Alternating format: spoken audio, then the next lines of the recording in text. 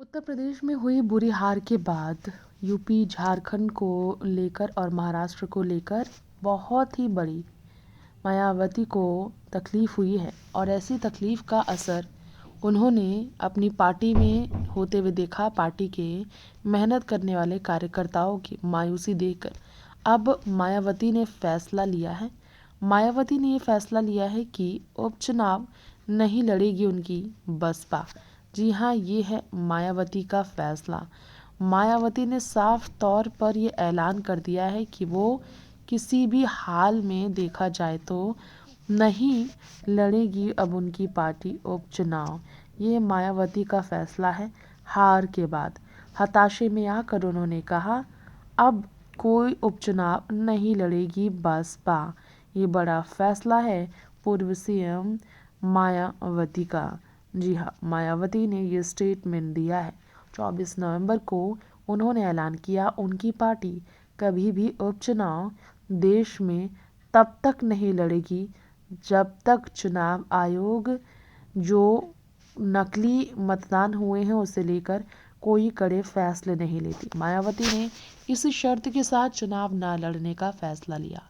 EVM को लेकर सवाल करते हुए मायावती ने कहा मतदानों के साथ गड़बड़ी जो हुई है और जो साजिश रही है इसकी वजह से ही बसपा को कमज़ोर किया गया और नतीजा जो आया है वो अपने आप में सवाल खड़े करता है। जो चुनाव के दौरान इस्तेमाल हुए थे ईवीएम्स, इस पर मायावती का ये कहना है वो नहीं लड़ेंगे उपचुनाव अपनी पार्टी को लेकर कहीं भी, क्योंकि गलत इस्तेमाल हुआ है ईवीएम का। फिलहाल के चुनावों को लेकर, उपचुनाव को लेकर जो 9 सीटों पर उत्तर प्रदेश में उपचुनाव हुए, इसे लेकर मायावती का योगी पर ही गुस्सा फूटा है ईवीएम को लेकर और पूरे राज्य में इसी पर डिस्कशन था।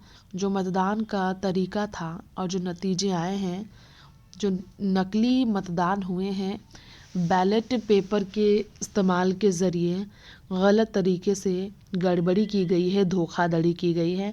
इस तरह की घटनाओं के बाद हमारे देश में डेमोक्रेसी पर सवाल खड़े होते हैं, जिसके कारण उन्होंने लिया है फैसला।